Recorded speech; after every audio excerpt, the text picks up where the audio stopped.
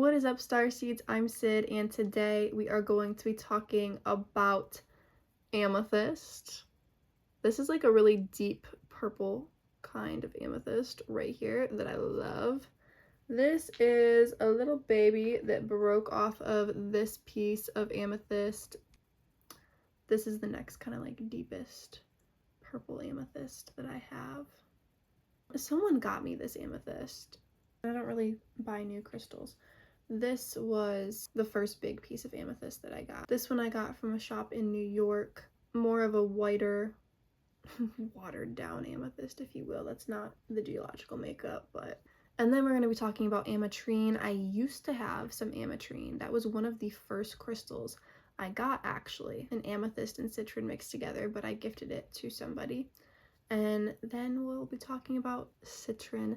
This little piece of citrine kind of seems fake, to be honest. This one feels real though. This little citrine geode.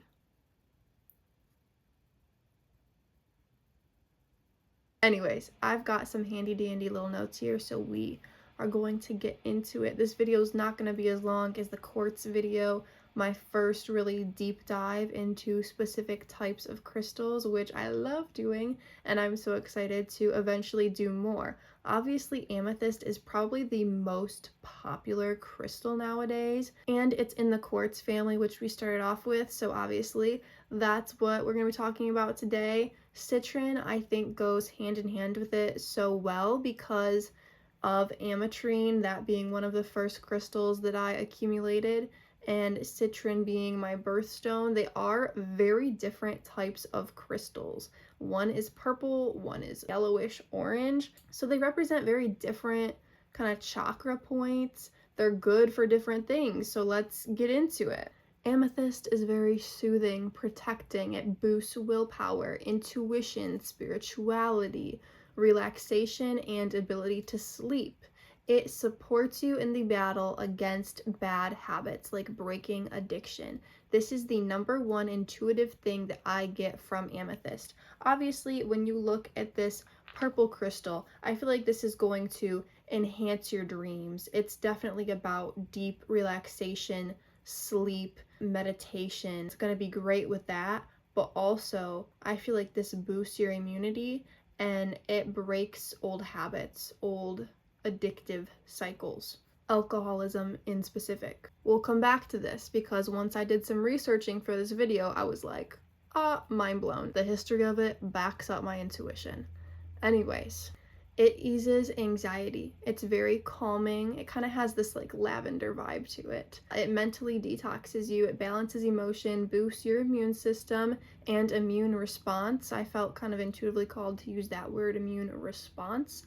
It regulates hormones and the endocrine system, reduces headaches, and really connects you to the divine, source, the cosmos, etc.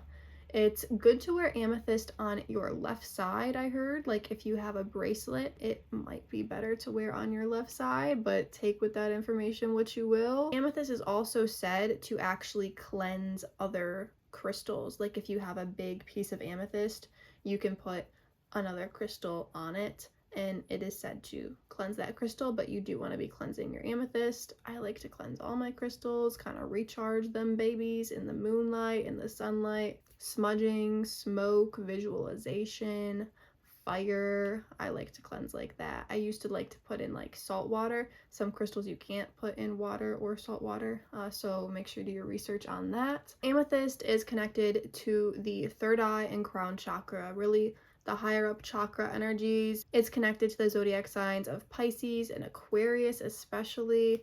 Also Gemini, it's said, but really this is good for any zodiac sign. It doesn't matter, and you can place this crystal wherever you want, but generally it's that end of the zodiac and the higher chakra ranges. It's not just because they're the end of the zodiac that it's connected to them though. It's because these zodiac signs might be more prone to cycles like that, which amethyst is good to help break. If you are super daydreamy, super in that sub-unconscious mind realm and you're looking for more grounding, amethyst might actually not be the crystal for you. But if you're looking to tap into that natural ability you have and amplify that, then it is. Amethyst is obviously purple in color. It can kind of range from more of this lighter purple to these deeper shades here. It is said to vibrate at 319.68 hertz.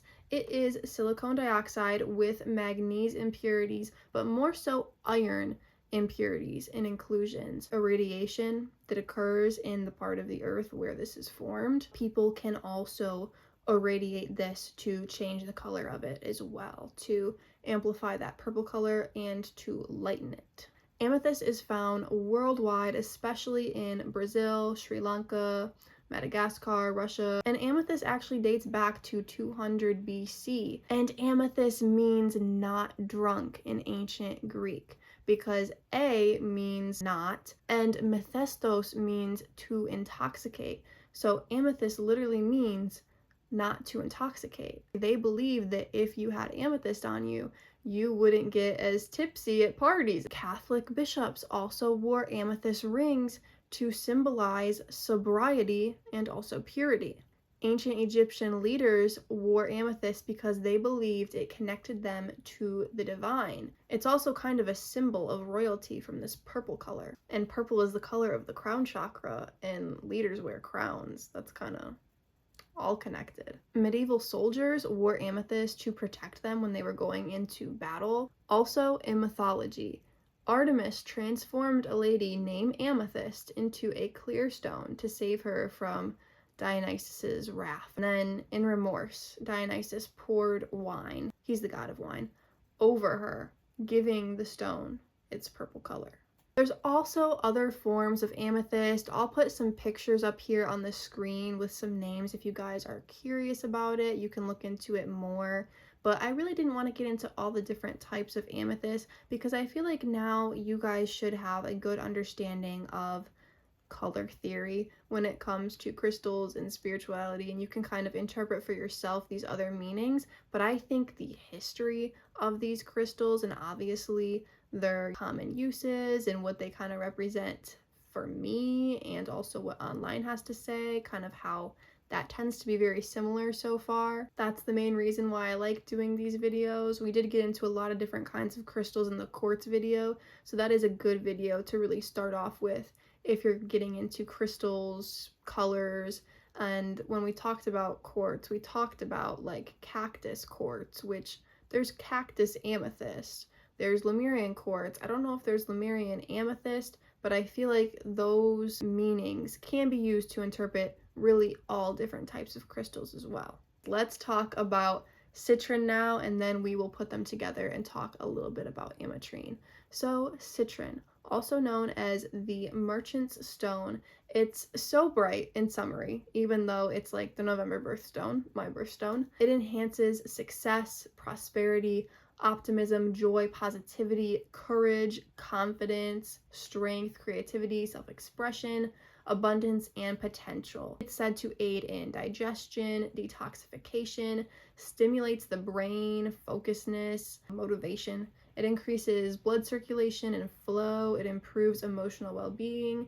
It allows you to accept yourself fully and step into the best version of yourself and accomplish goals through your creativity. It is a manifestation tool for sure. Some feng shui stuff. Putting citrine in the far left corner from your front door attracts wealth, or keeping it where you keep your money, like your wallet, or maybe even where you make money, like your office or your work. It's best not to keep citrine in the bedroom because citrine is very energizing. So it'll keep you up at night. Like, you don't want to keep it where you sleep because you don't want to be energized when you're trying to fall asleep. Amethyst is good for sleep and dreams and stuff. Citrine is good for keeping you awake and working. People also say that amethyst can go in the far left corner from your front door because that can increase wealth too, but amethyst is such a general kind of universal crystal. I associate citrine much more with increasing wealth than I do amethyst, but you could totally put amethyst in the far left corner of your house to increase wealth too. I just think it does a better job of getting you to sleep than it does bringing in money. Citrine definitely doesn't do a good job of putting you to sleep. Let me know if it does. Maybe if you're trying to manifest money in your sleep and you're somebody who just sleeps really hard and you have trouble getting up in the morning, then maybe you could put citrine in your bedroom. People say that citrine and one other crystal, kyanite, are self-cleansing. You don't really need to cleanse them because they don't hold on to negative energies. Like, they are very positive, self-cleansing crystals. I still charge my citrine. I do think that after not really charging the babies, the citrine is doing pretty good and feels pretty energized. So there might be some truth to that, but I still believe in cleansing in some way or another all of your crystals. People say that citrine vibrates at 400 hertz. Take with that what you will. Obviously, it's connected to the solar plexus chakra the most. The motivating, self-expression, confident chakra.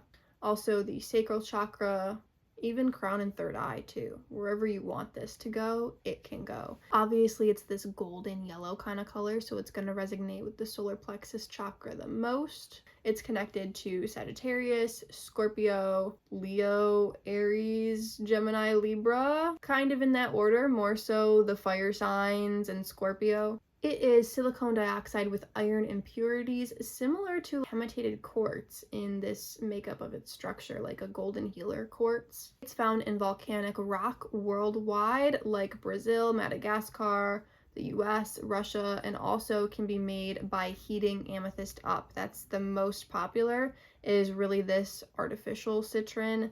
This definitely feels like artificial citrine. This might be the real deal. It is more rare though. Definitely not like quartz, which is the second most abundant mineral on Earth's surface. Citrine is harder to find. And it actually dates back to 300 BC, mainly as decoration, but since it has obviously been used for so much more. Chinese emperors actually wore citrine to increase their success, maybe their wealth too, kind of goes hand in hand. Queen Victoria of the United Kingdom from 1837 to 1901 loved citrine because she thought it was just beautiful. Apparently, her name was actually Alexandrina Victoria. I have never heard of Alexandrina before, but I think that's a pretty cool name. I hear Alexandra all the time, and I'm gonna be honest, it's not bad, but Alexandria, just, I resonate with so much more. But Alexandrina, pretty cool. It was also popular amongst Greeks, Romans, etc. And citrine probably gets its name from the French word citron, like citrus, like lemon, like the color of it. Latin word citrina means yellow as well. So I don't know exactly where the origin of this came, but those are both interesting. And I never really thought of citrus when I thought of citrine, but it makes sense. There's also different varieties of citrine. I don't really want to get into all the different varieties of citrine. I feel like you guys can interpret those for yourself, but here are some pictures and some names if you are curious. All right, now let's mash these babies together and talk about ametrine. Such a beautiful crystal. I loved ametrine when I had it. It promotes balance, creativity, and inner strength. And I don't even really think we need to say anything more about it. It is a mixture of amethyst and citrine, and now you guys know what both of those are, so we can interpret what the combo between this would be. Boosts your self-esteem, sets you on a good path. I feel like I said this about all different types of quartz, and now I'm saying it about ametrine, but it is similar to these, specific types of quartz because it's in this silicone dioxide family. It's in the quartz family. The interesting thing I kind of found out about ametrine is that it's found mainly in Bolivia. Specifically, this one mine called the Anahai mine. That's where commercially ametrine comes from. It's also found in Brazil and India, but it's really just this one mine in Bolivia where, commercially it's mined from. So Anahai is the name of the Princess Anahai, who married Don Felipe de Goitia, the Spanish conquistador who introduced ametrine to Europe in the 1600s, because before it was just kind of a thing amongst these tribes in Bolivia. What other crystals are you guys excited for videos on? Let me know in the comments down below. What's your top 5 favorite crystals perhaps? I appreciate you guys so much. Peace out.